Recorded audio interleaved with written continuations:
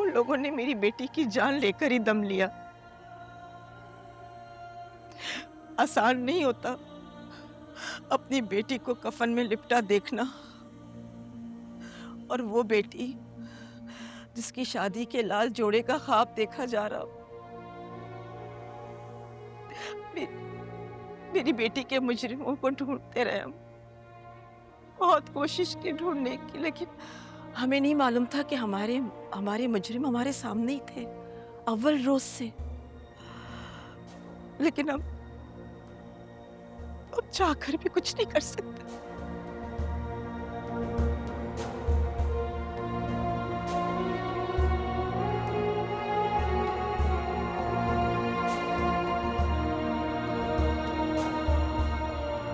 अरे हमाद का तुम खुदा का वास्ता नाम मत लो मेरे सामने।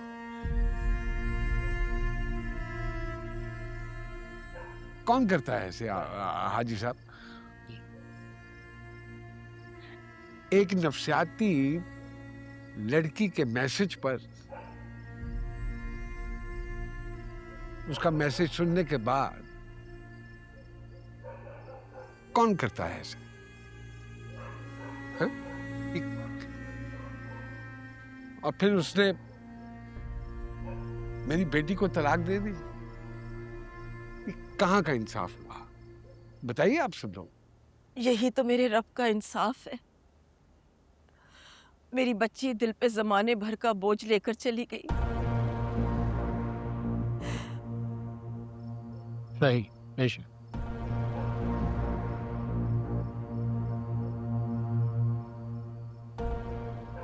किससे करेंगे आप उस मैसेज की तस्दीक? किससे करेंगे? वो है दुनिया में?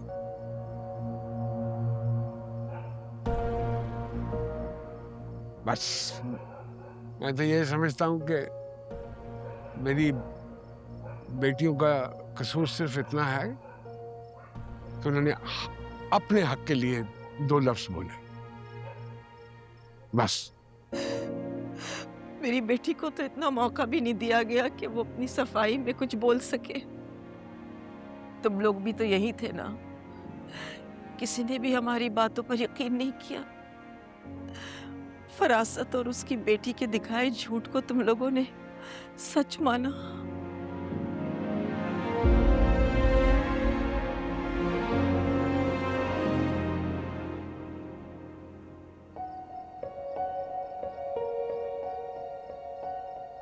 बेगुनाह है मेरी बेटियां, फूल सी बच्चियां हैं वो, फूल सी बच्चियां। मेरा तो अल्लाह इंसाफ करेगा।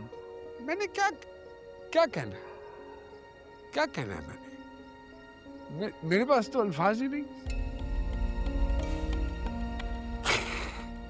बस रज़त मियाँ सब्र कीजिए, अल्लाह है ऊपर, अल्लाह इंसाफ दिलाएगा आपको, सब्र कीजिए।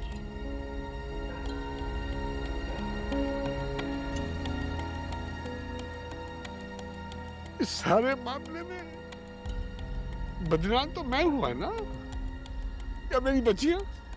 किसी का क्या गया है आप बताइए।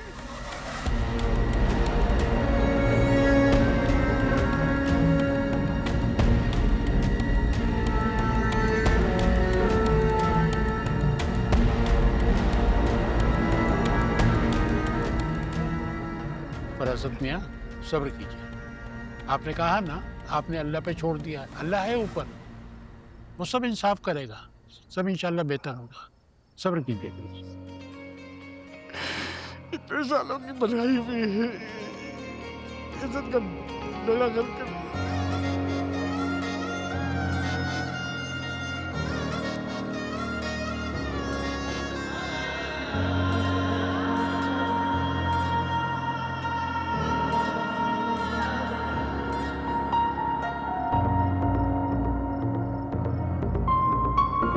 ना कर दावतें, ना कर शरारतें, तेरी फरमियां और तेरी साजिशें।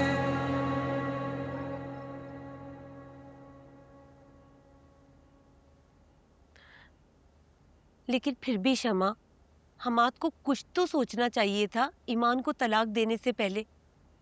देखो शादी तो हो गई थी ना, इतना बड़ा फैसला वो कैसे कर सकता है बगैर कुछ सोचे समझे? तो और क्या करता मेरा बेटा? सारे मैसेजेस तो तुम लोगों ने खुद सुने थे ना? सुन रही थी ना कैसे कैंची की तरह ईमान की जबान चल रही?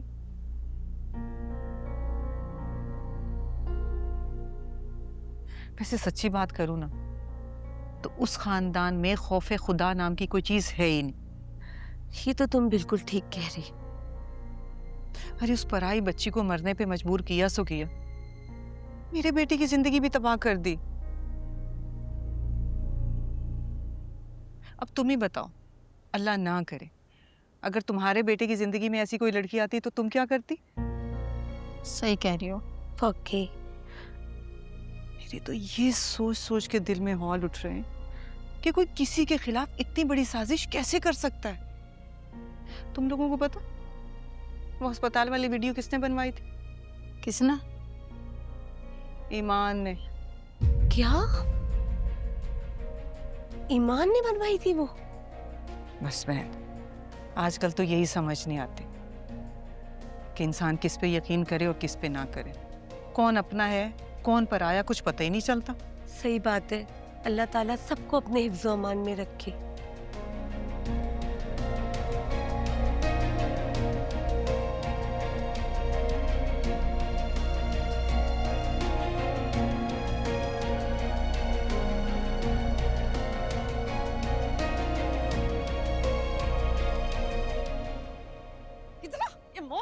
नहीं खुदा, मैं जा रही हूँ अम्मी और मैं उसको लेकर आऊंगी। अल्लाह, क्या कर रही हैं? मम्मी मुझे जाने दे, मैं तेरे दिमाग में होश में तो। मैं होश में अब तब आऊंगी जब आप उस लड़की को यहाँ लेकर आएंगी। क्या हो गया तुझको? तू अपनी आवाज नीचे कर वरना मार कर ये बता। अम्मी, आपको कुछ अंदाजा है मुझ पर क्या गुजर रही है?